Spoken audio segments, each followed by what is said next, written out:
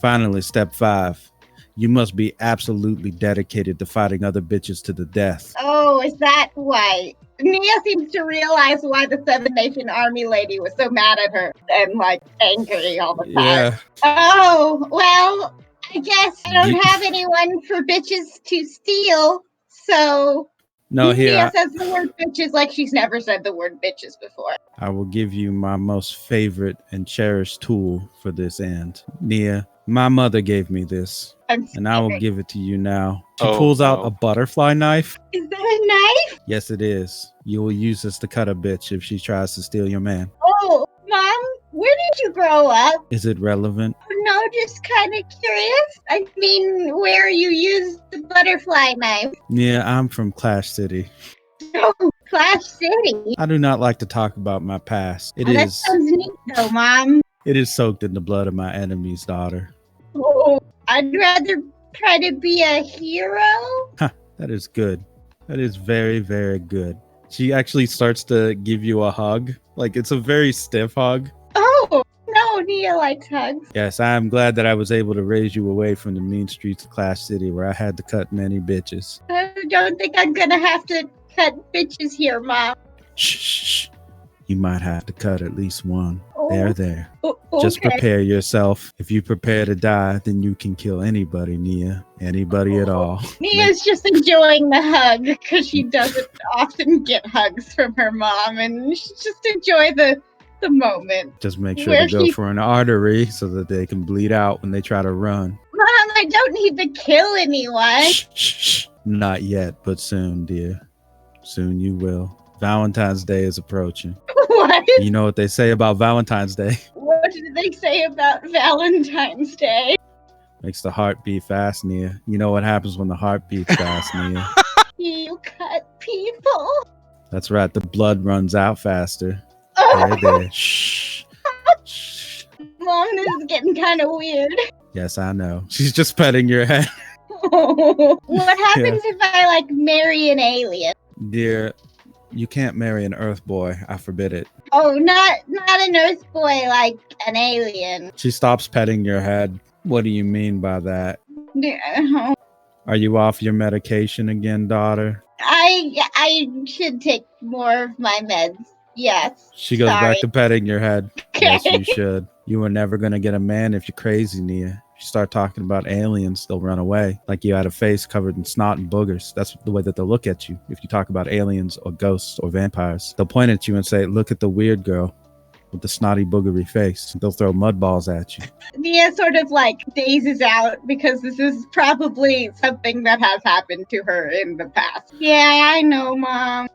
It's all right, dear. If worst comes to worst, we'll just pay another family and buy their son for an arranged marriage. Oh, I don't think you have to go that far. Oh, I may not. No, she totally is. All right. I think that's enough time for emotional attachment. Well, thanks for visiting, Mom. Of course. I can be here at any time. Your father would also like to come by at some point to criticize the way that you live and the state of your room. Oh, well, the main area is very nice, but I don't think we should go into the room right now. She actually looks around your living room. It's decorated somewhat for Valentine's Day. Yes, I see that you have quite the project ahead of yourself. This is clearly, or it was at some point, some sort of homeless shelter. What? Mom, this is just what it looks like. Oh, how tragic. Well, it's the dorm room. They're like that, aren't they? I suppose that's true. You at least have room somewhere for a hot tub, I assume. Well, we got the ocean. I wouldn't swim in it, but that's up to you. I mean, why not? I'm not a fan of running water. Oh, my mom a vampire. Well, that is enough for today. I think I'll have to depart.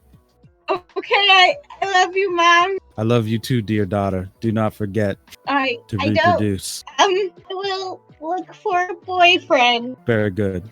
She actually starts to recede outwards, not quite gliding, but going backwards, back through the door after she's dropped your stuff off, and then closing the door in such a way that it looks like nobody's closing it. Like it's just being closed by invisible force. She's just that smooth. Mia has to collapse against the wall. Yeah, the fog recedes as she leaves. Oh, think my mom's a vampire. Oh, hi, Jim. Jim was just like meditating on the couch. Hi. Who was that? That was my mom. She's kind of scary.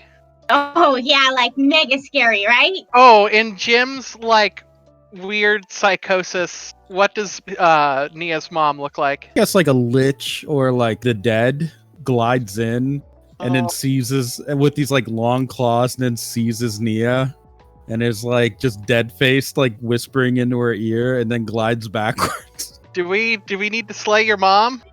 Think so. I think she mostly dates my dad and plans college stuff. So, like, she's not the worst vampire. I mean, normal person ever. Uh-huh. Who's a vampire? No one's a vampire. Don't kill my mom. There's something in the corner of your eye. What is it? What? It's the window What's in the window? My mom? What? staring at you.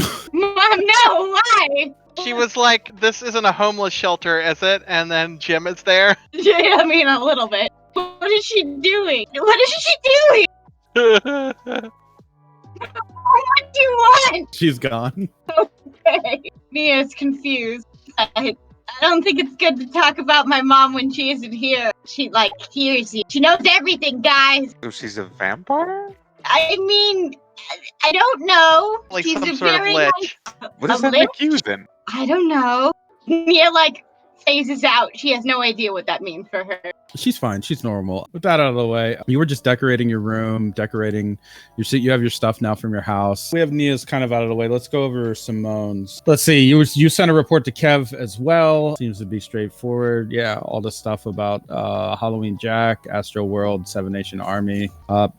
As with Nia, he doesn't send a reply to you. He just doesn't send replies to people. But he did get it. You get a report received. So it says you spent some days in the 36 chambers and studying drift. What is it that you want to know about drift? Mostly how it works and things like that. Like general knowledge of how it works or relay it or that kind of thing. Scientific understanding. Relatively how drift would function, I suppose.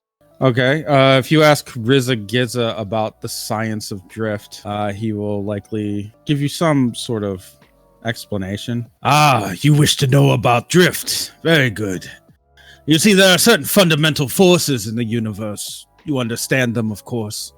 Gravity, magnetism, that sort of thing. Weak and strong forces. Drift, ripple, and spin are also forces in a way, reinterpreted through the lens of the human will. Drift, I would say, could be thought of more as a gravity type of situation, relating to the proximity of certain objects to one another and the force and pull that they have. That is the idea behind drift, manipulating proximity. What about spin? Yeah, spin is also slightly gravity related, I assume.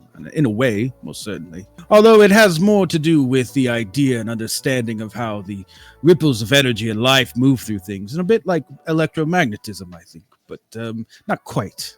It's easier to think of it as its own thing and not simply defined by the original four forces of the universe. Ripple is one, and spin is another. Spin is more about being the centrifuge, moving things around you and finding certain circles and ratios, the beauty of symmetry and that sort of thing. It is a very powerful force indeed. Do you know much about spin in general, or do you know anybody who would? I know a small amount. I've had to fight many spin masters. I know several spin masters, although the moon doesn't have many on it.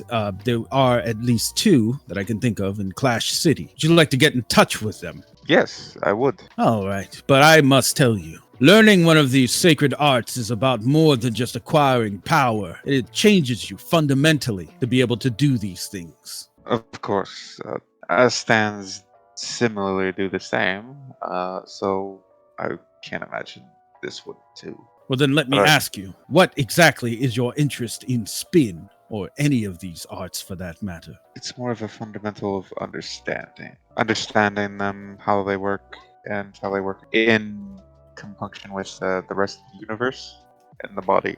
And then what will you do with this knowledge? Mostly study and maybe help people to better themselves, I would say, or at least try to be better than we were before.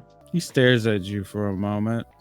All right, we'll see about that. But know this, those who approach these arts with an impure heart or ideas of power and the ego will soon fall prey to the darker side of martial arts. There's a dark side? Very. Forgive me if you're asking, but how do you tell when someone has gone down the dark side? How do you tell when a scientist has lost their sense of ethics? That's a difficult question, but I would say practicing eugenics, she kind of whispers that, might be one. There are certain applications that you would find to be distasteful when it comes to science and biology. The same is true of any scientific discipline. Those who use their arts to create weapons of mass destruction or biological agents that can infiltrate and infect entire communities, wiping out women and children, even those who do so without malice in their heart, but without the care necessary to see their advances used in a positive light. Those are people who have fallen to a darker side of their craft. The same is true of the martial arts. In essence, someone who perhaps turns the use of, let us say, drift and detracts and does that for gain of power, or perhaps just to maybe revenge something that someone did to them in the past. Perhaps so. It is difficult to say, and it is on a case-by-case basis, but rest assured, those who walk this path must have a righteous heart and a strong spirit. As a stand user, it is likely you possess the spirit and the strength, but that does not speak of your heart. Your heart is also important. Right. What about someone who is trying to maybe be a bit better than they were? Maybe you realized you were a little bit unethical before, but tried to come around to the better side of things. Volunteer at a homeless shelter. I am serious. Look around you at the brothers and sisters who work in this temple. He actually motions to them. Do we even have homeless shelters? There are shelters for people that are like down on their luck. Yeah, on the moon. You don't have like a homeless problem like we have on Earth, but there are definitely shelters for people. You see, the brothers and sisters here at the temple dedicate their lives to keeping this facility clean, to feeding one another, mending clothes, being of service. Right. They do this to enrich themselves and also to gain positive karma, to put positive karma back into the world cycle, to improve this fateless spinning. Yes, it is quite important to be a good person before you engage in these manipulations of the universe's law. I'll definitely have to look into it then. Perhaps at Class City. Seems like I do have to put some karma back into the world before I can begin to understand. If I may be frank with you, madam, I do not think you wish to go to Clash City. You can if you'd like, but, well, to be honest, you ask too many questions, and I think they would mess you up badly. Really? Yes. Maybe I'll just stay here and volunteer? Yeah, I think it would be wise. I, again, can reach out to a spin master and ask that they come here. I will do so under the guise of challenging them. And then I'll actually fight them. I would like to see that. If only to see how both of you do, if you don't mind. Of course, you are welcome to attend this match. It will be purely for exhibition. I will not kill my opponent when I inevitably win, when I conquer them with my drift style. Probably would be a bit harder to convince Kev not to come down. So maybe hold back a little? I have no fear of Kev Kavan. I do.